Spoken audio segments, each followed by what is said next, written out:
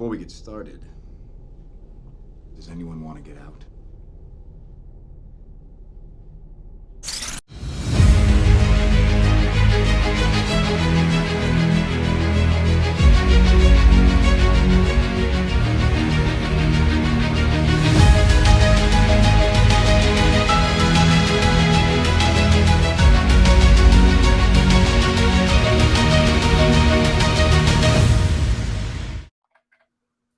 Hello, everyone. Welcome to this week's episode of Avatar Rewatch. Joining me, as always, is the Fire Nation exile himself, Jared from Comics League. Man, Aang got burned in this episode. That was such a sick burn. Well, technically, Aang was the burner, not the Bernie, but we'll get into that. We will. You could say like he had a burner cell phone. He called Katara on a burner. Now you know how it feels when you do this on my show. Fuck off, God. I missed that. Yes, I was pushing for that. I was like, please use that. Please use that. Yes. I paused a few seconds to make sure it's like it's 38. We're 38 seconds for clear, but still, it's just like you were asking for that. I was intentionally asking for that.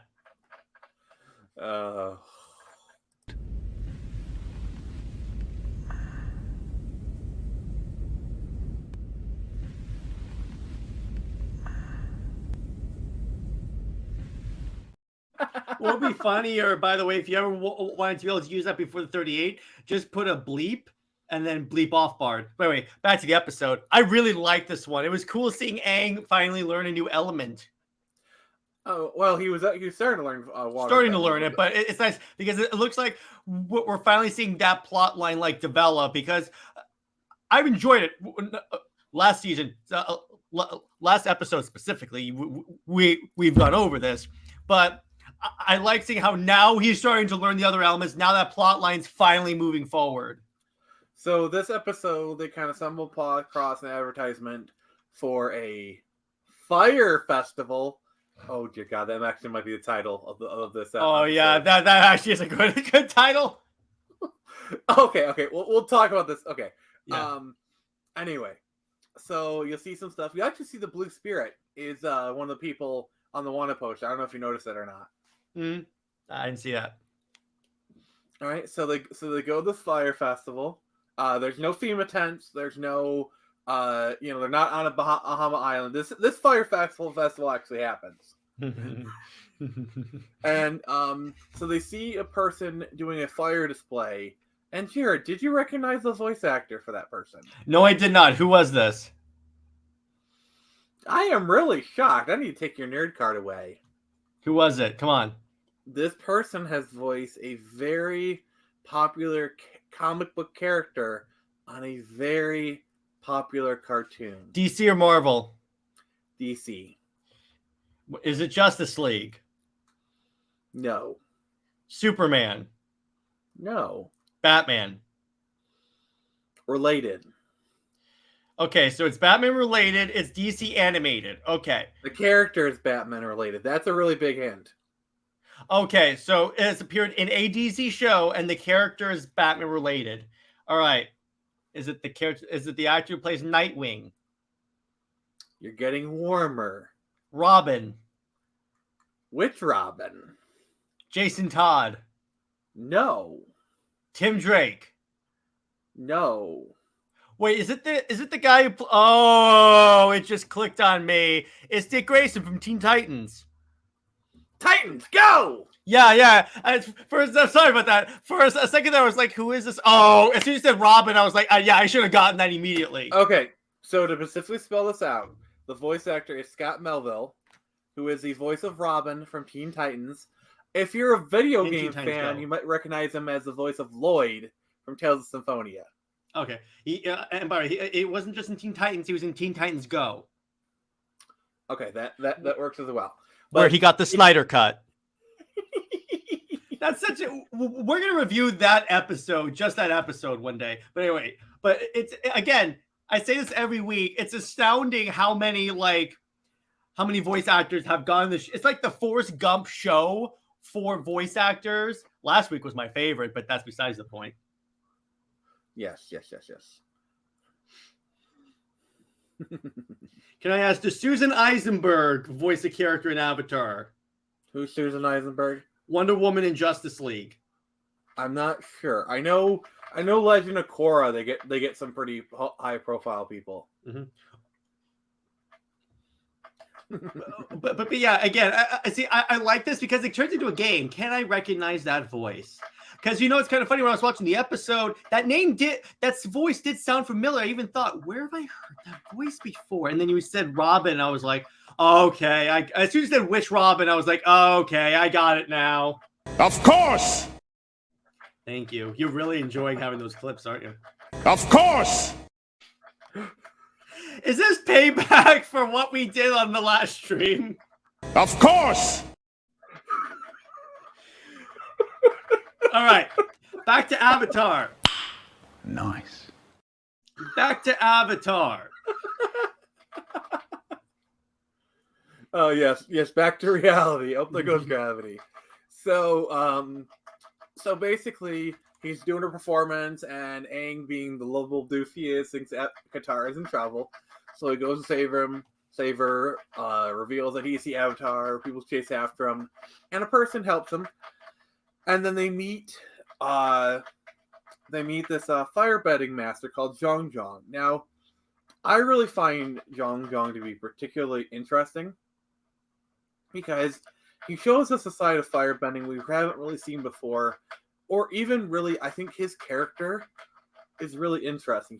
Have you ever seen a character resent the power that they have? It's almost like, say you're a singer, and your voice, you have a really good country voice, but you're a metalhead. Yeah, and it's kind of what's interesting about it is that Aang shows up. He's the typical kid. He's like, yeah, I want to learn to play with fire. But then comes him, and he's like, no, it's a big responsibility because fire is a destructive thing. It's not like if you move a rock's not going to move on its own, but fire will destroy everything if it isn't controlled. You have to be careful. Yeah, it's really good philosophy. I mean, actually a really good lesson for kids. Don't play with fire, or fire will play. Do not play with fire, or fire will play with you. In Soviet Russia, fire plays with you. Well, it's too cold for that, but whatever. You didn't see that coming?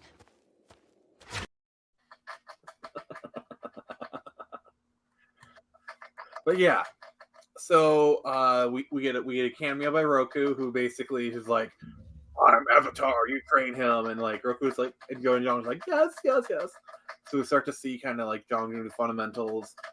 Then he reveals like he had an apprentice who abandoned him, and then like it kind of hard cuts to General Zhao, kind of doing a little hinting, if you will. Yeah. And so they're going after it, and Katara's doing her thing, and then Aang kind of starts playing with the fire. He's doing it, and then he does a little spin move, and Katara gets burned. Sick burn, bro. Too soon, bro. Too soon. Okay, so let me cancel all Turn Samurai appointments and advertising. What?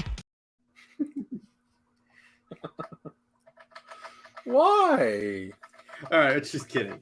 But yeah, and it immediately shows them. Yeah, it's a responsibility. It looks badass to be able to throw fireballs out of your hands, but it's also a responsibility that we didn't see before, and it kind of gives you a little bit more of a respect for what fire benders do.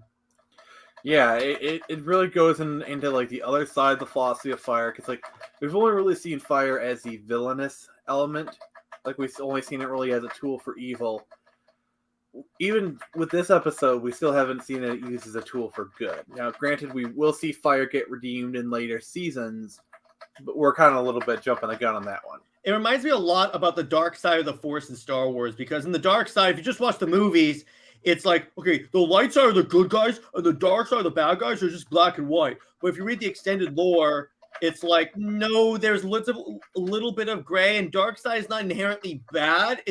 And the Sith are not inherently bad. It's just a few of them that use those powers for evil. Like there are plenty of good aligned dark side and Sith users, essentially. Thank you, Kyle Katarn. Yes, and Darth Revan. Thank you. Mm-hmm. That's another reason why I love Darth Revan so much, but that's beside the point. Yeah, it's just like anything, any destructive tool. Like, for example, a gun itself is not inherently evil. You know, just because a gun is a tool used that is designed to kill people, you know, does not necessarily make it an evil thing. You put a gun on a table, does it kill people? No. It takes a person picking up that gun and deciding how to use it. Mm-hmm. Yeah, exactly. And it's a nice little paradigm shift in the episode because, like you said, previous to this, Fire was, oh, they're the bad guys. And here it's like, not necessarily. Yeah, and I really liked the fight that Aang had with General Zhao, where he's basically using his own emotions against him, which...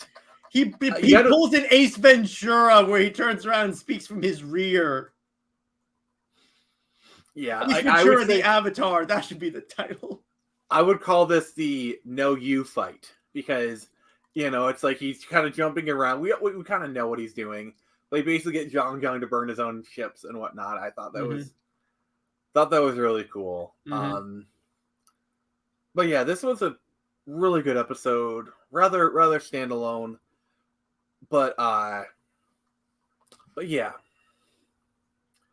So what were your overall thoughts on this episode? I liked it again because I like these episodes and like lore and stuff that explore the gray area because it's actually I like, let me rephrase that. I like when a show makes you think one way about a particular power set, like the dark side of the force or the firebenders, and then it completely changes it on its head because this completely flips how you think of firebenders, kind of like how Darth Revan and Knights of the Republic flip how you think of like the dark side of the force. We're like, no, it's really more the user.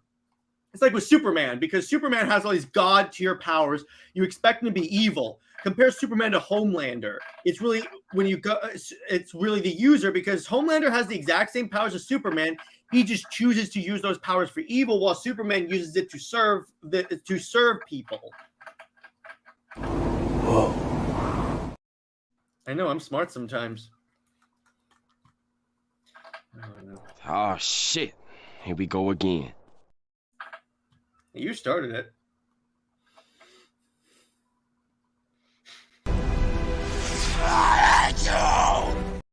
This episode is all over the place. That's the joke.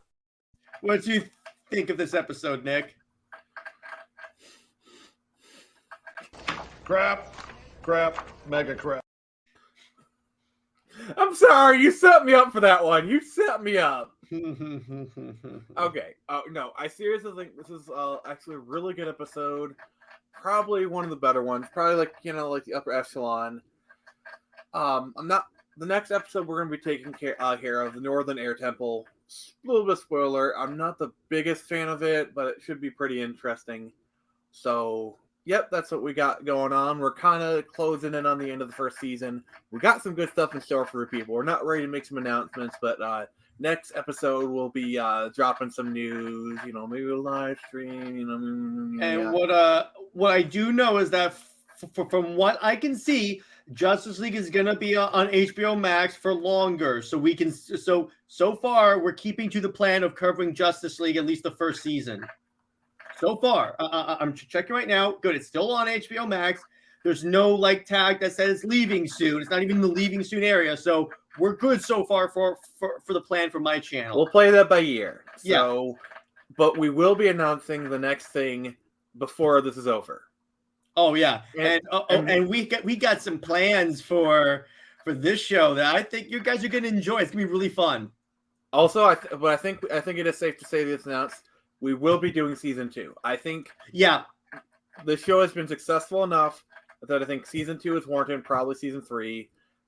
So thank you guys for all your support. We're not done yet, but we got some good stuff in store. So yeah, what we can do is that when Justice League season 1 is done, we can alternate between Avatar and Justice League if you want to do that. Yeah, like we talked about before, we'll probably record both on the same night and then release them either same day or different days or whatever. We'll come up with a schedule. Yeah, it's all good. All right, so this has been Nick from the Phoenix Press and Jared from Comics League. And remember, I can only show you the door. You're the ones to walk through it. Oh my.